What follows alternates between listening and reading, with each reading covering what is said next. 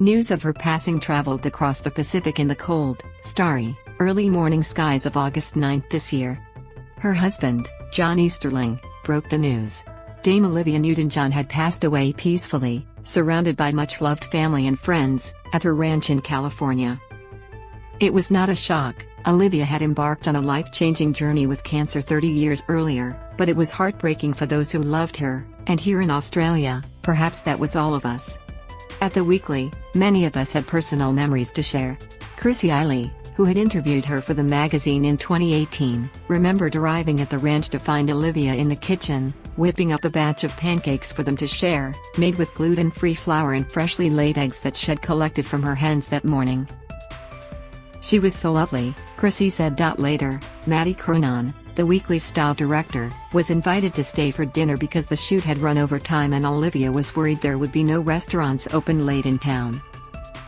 "She was so welcoming," Maddie says, "wonderfully warm, exactly as you would expect."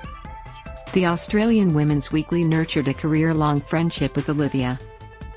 When Chris's 2018 story ran, with the cover price including a donation to the Olivia Newton-John Cancer Wellness and Research Center, Olivia sent a note to our editor-in-chief, saying, "You have redeemed my faith in journalism."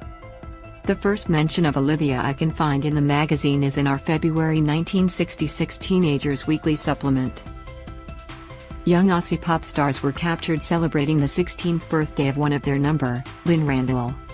And right beside the birthday girl is a wide-eyed 17-year-old Olivia, in a sleeveless, white go-go dress, with then-boyfriend Ian Turpie. In 1971, we celebrated her first album, If Not For You, with her first cover. And she was back on the cover a year later, with French heartthrob Sacha Distel, with whom she was sharing a West End stage. By then she'd transformed somewhat from Melbourne girl next door to London Dolly Bird, zipping along cobbled streets in a canary yellow sports car and flatting in St John's Wood around the corner from her sister, Rona. Olivia had been born just north of London, in Cambridge, daughter of Brynley Newton-John, a former British intelligence officer and wartime Enigma code breaker, and Irene Bourne, whose father was the Nobel Prize-winning physicist, Max Born.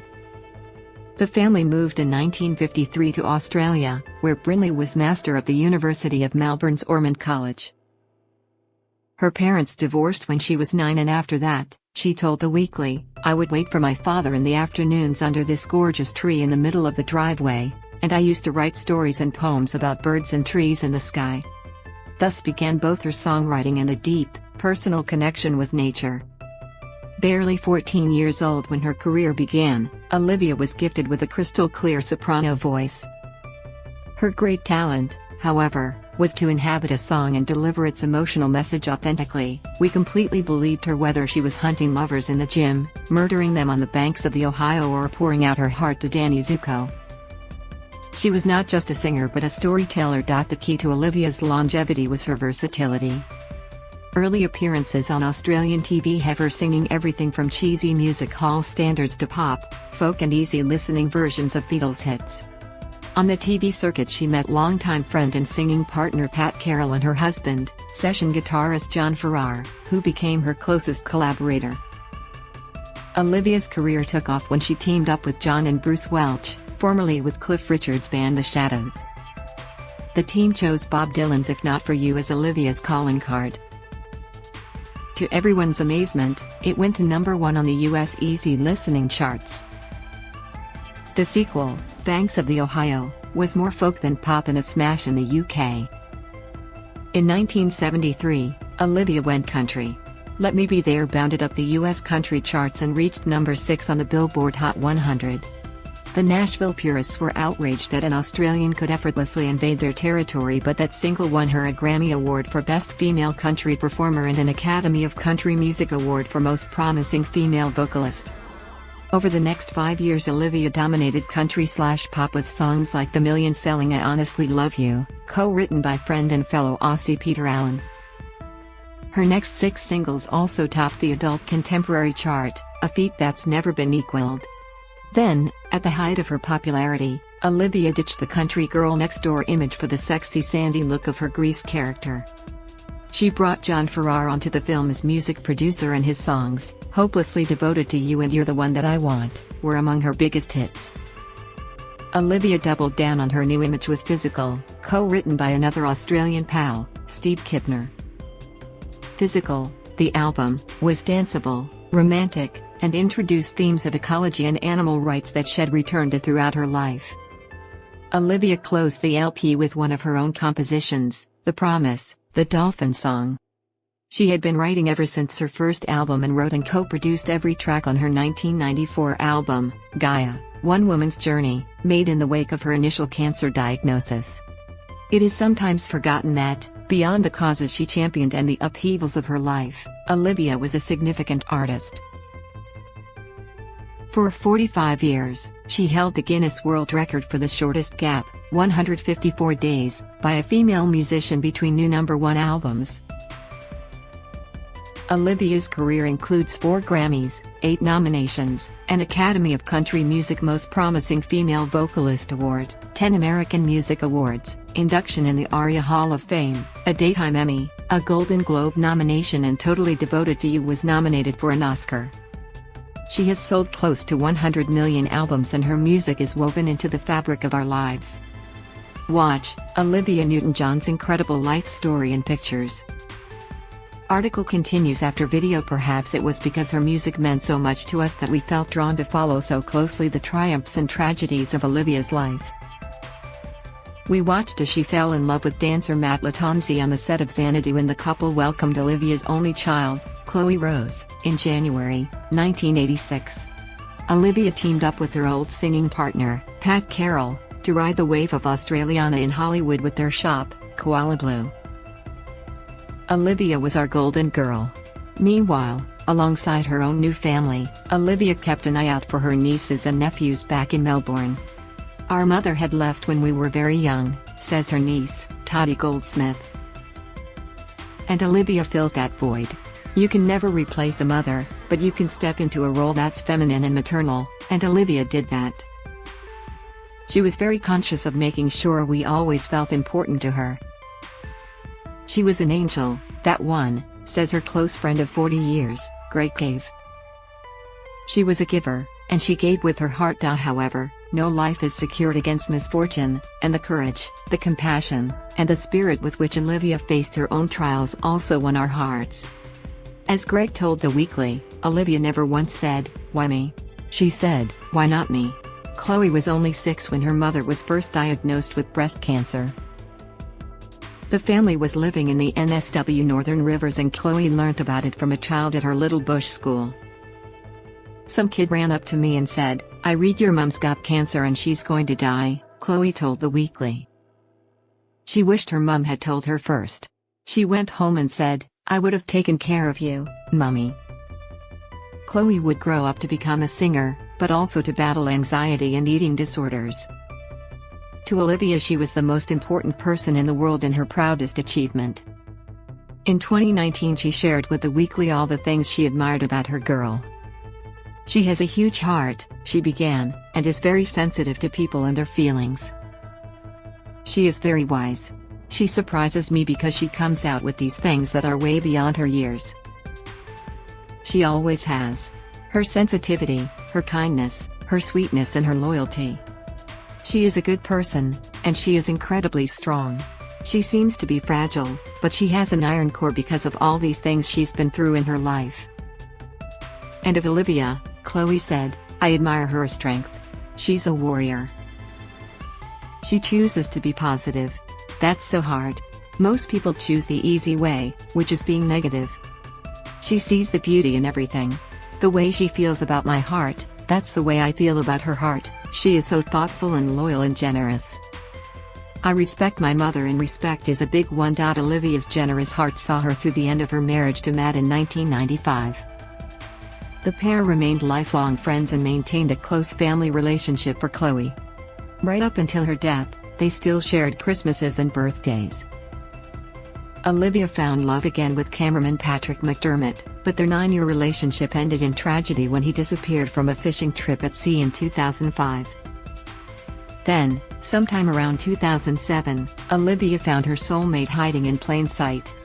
She and plant medicine man John Easterling had been friends for 20 years before they fell in love.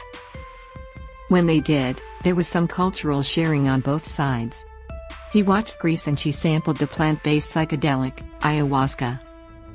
The following year they married twice, once on a mountain peak in Peru, marking the winter solstice, June 21, 2008, and again 9 days later at a beach in Florida. Hess a very special human being, Olivia told The Weekly just last year. Hess honest, loving, creative, funny. Hess incredibly intelligent. I've learned so much from him. Hess wonderful, he is. I've lucked out.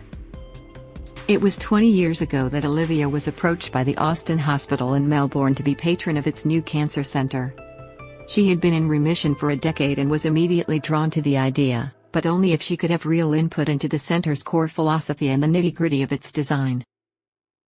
You can see her in everything, says Debbie Scheel, Austin Health Foundation director, in the way we deliver our programs, the textures on the walls, the light that fills the rooms. She was involved in the design of the building, in choosing the colors, everything. And she was only prepared to put her name on the building if we incorporated wellness. What was most important to her was that there was a wellness center, separate from the hospital but in the hospital grounds and completely accessible.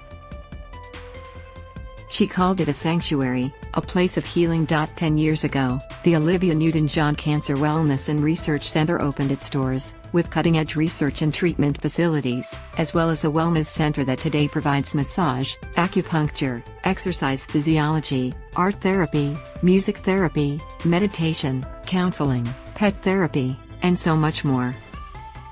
It still gives me goosebumps when I talk about it, says the center's director of cancer and neurosciences, Cherie Cheshire.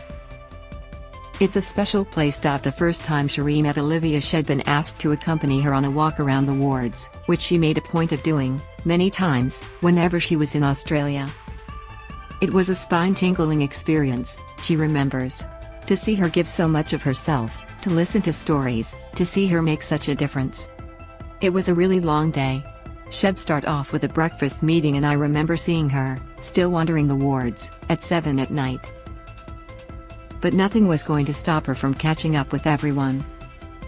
She was determined that nobody would miss out. In 2013, Olivia secretly battled a recurrence of cancer after nearly 21 years in complete remission. It was discovered by chance in her shoulder following a car accident. Then, in 2017, she fractured her sacrum, apparently as a result of the weakening of her bones brought about by the treatment for stage 4 cancer. Unstoppable, she learned to walk again while being cared for at her own center in Melbourne. Through it all, Olivia stayed strong and spread a message of hope. Losing loved ones, her sister, Rona, her 5-year-old goddaughter, Colette Judah, John Travolta's wife, Kelly Preston, and others, only made her more determined to encourage the development of kinder, more effective cancer treatments and ultimately, hopefully a cure. It was a quiet Wednesday morning in 2017, and Loredana Krupi and her partner, Johogan, were splashing paint around in the ONJ Center's art room. A year earlier, Loredana, or Lori, had been diagnosed with myelodysplasia, a blood cancer, and she credits the gym and the wellness center with helping her grow strong enough to withstand the stem cell transplant that saved her life. She and Joe also adored the music therapy and art therapy, which is what they were engrossed in that morning when Olivia walked in. I couldn't believe it, says Lori with a bright-eyed smile. I dropped my brush and she walked towards me and we hugged. She was just lovely. At the time I had no idea she was actually a patient in the hospital. I know now she was in quite a lot of pain, but she'd come down from her ward to spend time with us. I thought it was pretty special. When I first met Olivia in 2019, she was still recovering her strength from that most recent scrape with broken bones and cancer. We spent a day together, along with Chloe, John, her friend Greg and the Weekly's camera crew, creating what are probably the most beautiful photos that were taken of Olivia in her life. We wandered across the rolling, green hills of her Guy retreat in the Byron Bay hinterland, looking out to the Pacific where whales breached on their way south for summer. Olivia walked slowly, sometimes tentatively but determinedly, lifting a voluminous white skirt. John delivered herbal smoothies and perhaps there was some pain as the day wore on. We heard her say, very softly, as if to herself alone, "This could be my last photo shoot," but she was endlessly patient, generous, kind. That night, the sun set behind thunderheads and a double rainbow arced across the sky. Rainbows were special talismans to Olivia. They lit up significant moments in her life and offered her hope, and this one stopped her in her tracks. She gave it a welcoming smile and snapped a photo on her phone before we moved onto a cozy, candlelit nook in the lobby where we chatted about everything under the sun, from motherhood to marijuana to religion. She told me that she meditated with her Buddhist friends, prayed with her Christian friends, and in her heart she had a spirituality all her own. Chloe's father once said to me that nature was his church, she added, and I thought that was a beautiful description. She also spoke about the end of life. She told me she wasn't afraid because I've had the icing on the cake and the candles on top of that and the icing on top of that and more candles and hundreds and thousands on top of that. I've had the most wonderful career and the most wonderful life. She said she believed in life after death, and that sometimes she sensed close friends and family who had passed away. I had a close friend, Audrey, die recently, she explained, and I hear her voice.